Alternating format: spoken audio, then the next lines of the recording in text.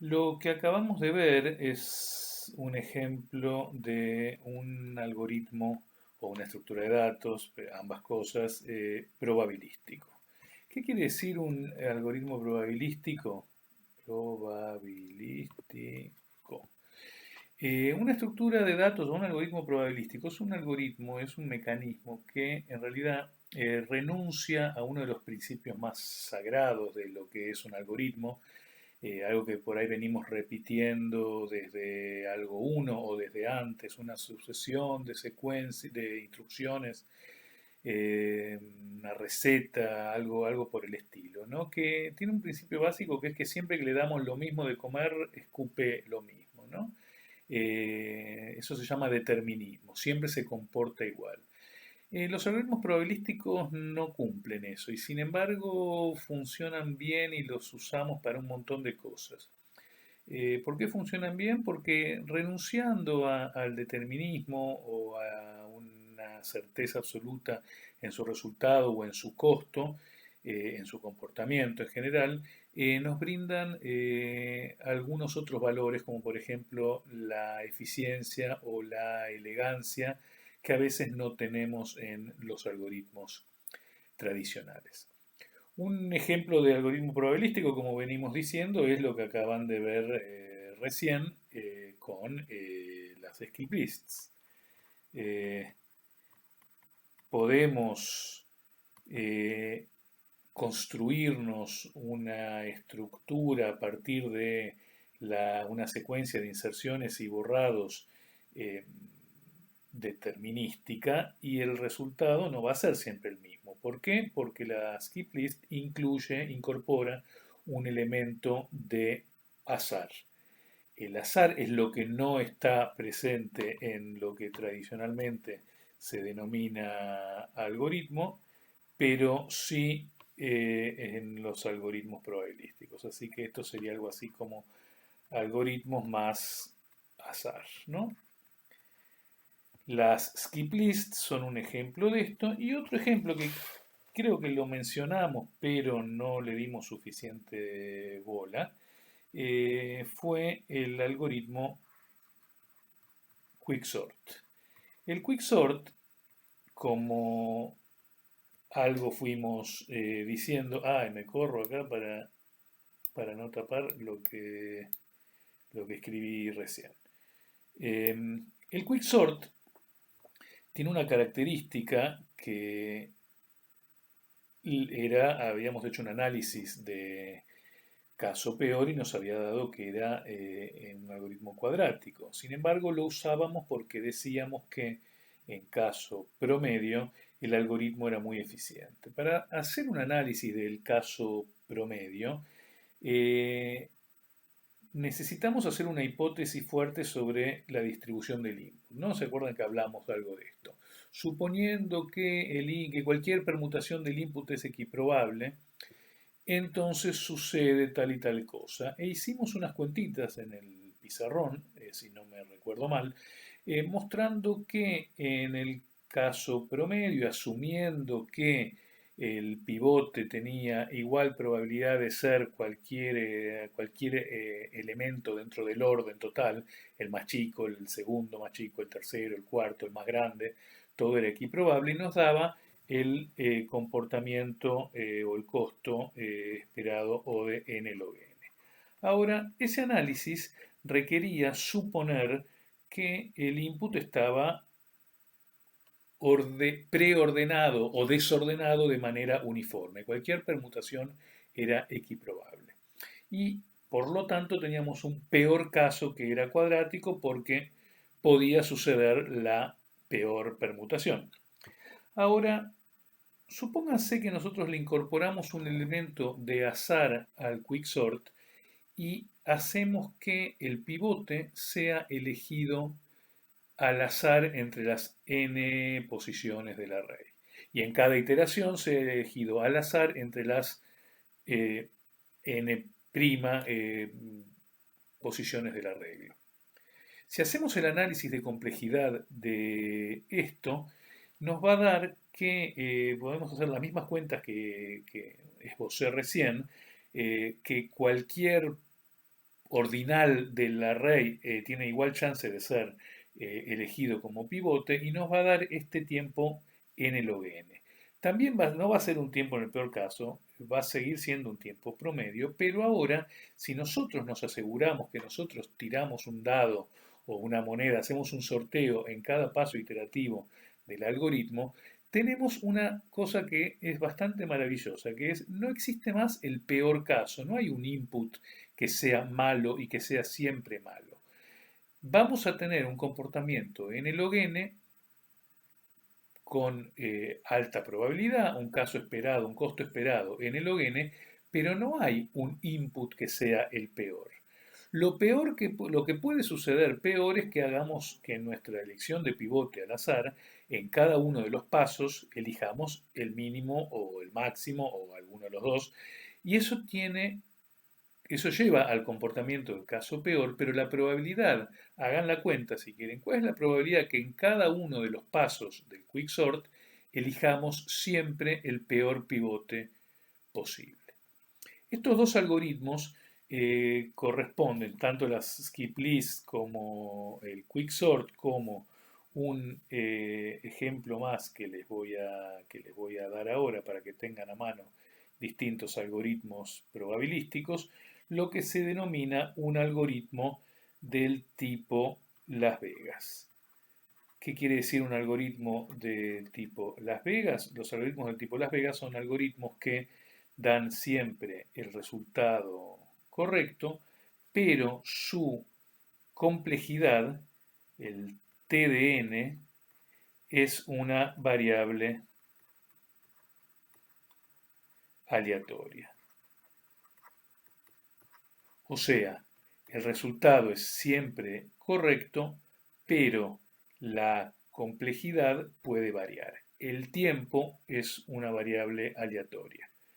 Entonces, si yo me pongo a ejecutar quicksort, me pongo a usar un diccionario con skip list, yo sé que va a andar todo bien, perfectamente, y el tiempo que va a tardar puede variar de ejecución en ejecución. Eso es lo que llamamos un algoritmo del tipo Las Vegas.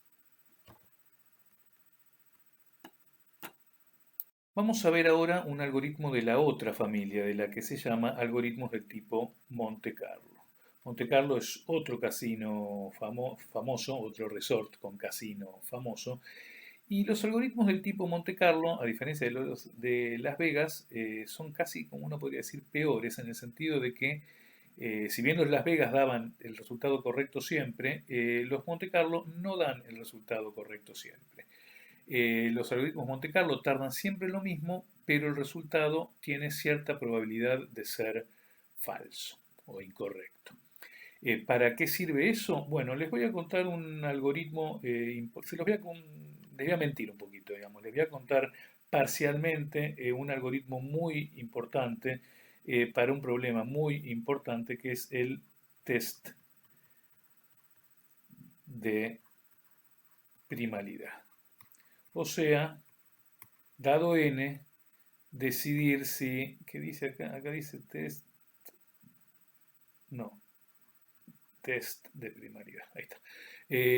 Dado un número n, preguntarse si, o contestar si es primo o compuesto. El algoritmo que ustedes pueden pensar inmediatamente es el de verificar para todos los números menores que n si ese número divide exactamente a n. Si encontramos alguno que lo divide, podemos contestar es primo. Si no encontramos ninguno, tenemos que contestar al revés. Si encontramos alguno, contestamos es compuesto. Si no encontramos ninguno, contestamos que es primo, ¿no? ¿Cuál es la complejidad de ese algoritmo? Piénsenlo, paren el video un cachito y piénsenlo. Sí, es ODN, pero ¿ODN es un algoritmo polinomial? No, ODN es exponencial. En términos del tamaño del input, eso es un número exponencial. Imagínense que yo les preguntara si el número 2 a la 85 menos 1 es primo o no, yo hago muy rápido en preguntarles esto y ustedes podrían tardar una eternidad con ese algoritmo que les acabo de proponer. Un algoritmo más eficiente surge de darse cuenta que eh, no hace falta testearlo todos los números desde 1 hasta n, sino que comprobar entre 1 y raíz de n alcanza. Si no apareció un divisor puro antes de raíz de n, no va a aparecer después. Esto sigue siendo igualmente un poquito mejor, pero muy horrible desde el punto de vista de la complejidad. Ahora, vean este algoritmo. Voy a parar la grabación y lo voy a escribir así no se les hace se les hace tan largo. Miren este algoritmo que está escrito acá. Está incompleto, ¿eh? Y además de incompleto, cuando esté completo va a ser erróneo, pero no importa, les quiero explicar algo. Leemos n, elegimos un número entre 1 y n entero al azar, llamado a, y probamos cuánto da n módulo a. O sea, dividimos n por a y nos fijamos si da eh, congruente con 0 o no. O sea, si da resto 0 o no. Si n módulo a es 0, o sea, n divide a, entonces, ¿qué devolvemos? Bueno, lo dejé acá a propósito vacío, podemos devolver compuesto, ¿no? Podemos contestar que n no es primo porque acabamos de encontrar por azar un divisor puro. ¿Qué pasa si n no divide a precisamente? Exactamente. Bueno, vamos a contestar primo. ¿Qué me pueden decir de este algoritmo? ¿Les parece que es correcto o que no es correcto? Efectivamente no es correcto, ¿no? El hecho de devolver de que un número al azar que probamos no sea divisor puro de n, no alcanza para contestar que es primo. Podemos estar metiendo la pata. Ahora bien, ¿qué pasaría si yo les dijera lo siguiente? Atención que esto es falso, pero imagínense que es verdadero. Si yo les dijera que la probabilidad de que n módulo a sea distinto de 0, o sea que n no divida a, dado que n es compuesto, es menor o igual que un medio. ¿Qué podríamos hacer? O sea, la probabilidad de que pase este caso, dado que n es compuesto, o sea que contestemos primo, dado que n es compuesto, o sea, la probabilidad de que contestemos erróneamente es menor o igual que un medio. ¿Se quedarían contentos con eso? Bueno, una probabilidad menor que un medio no es demasiado bueno, ¿no? Es decir, un algoritmo que anda la mitad de las veces bien no es una gran cosa, ¿no?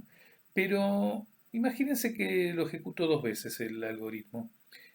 Si una de las dos veces me contesta compuesto, quiere decir que encontró o el primer A o el segundo A, le dio que lo dividía, o sea que el número es compuesto.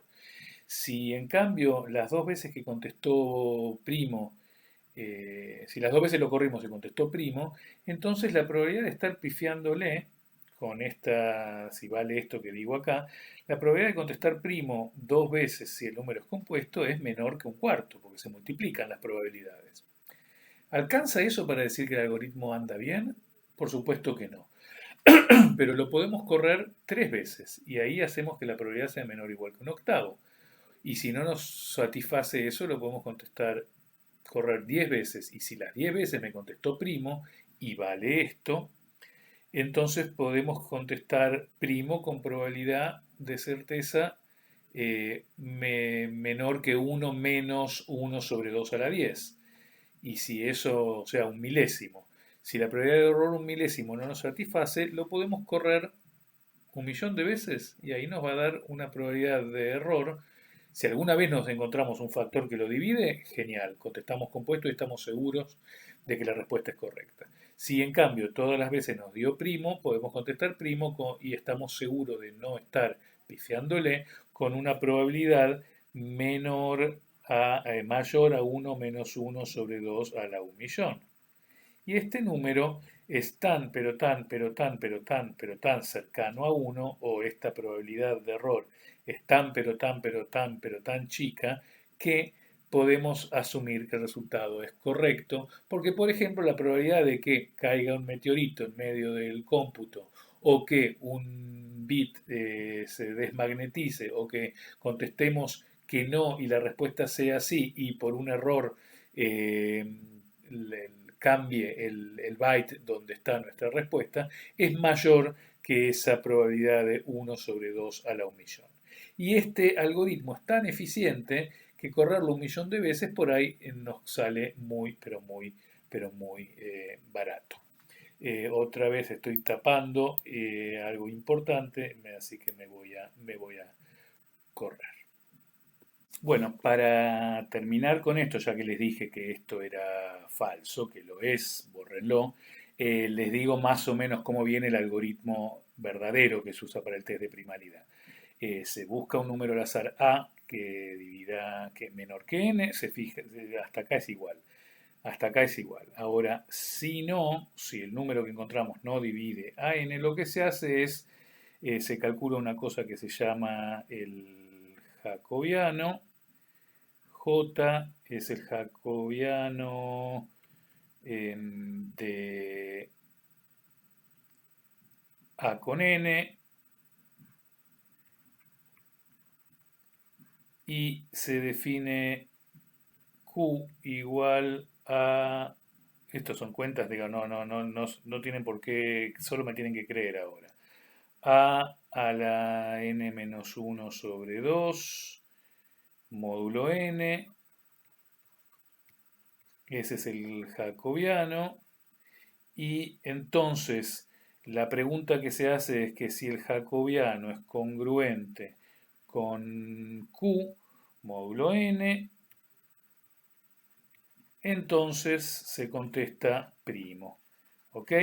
Entonces, esto no es tan fácil, no es tan inmediato, solo quería dejar para no dejarle la cosa equivocada escrita en el pizarrón.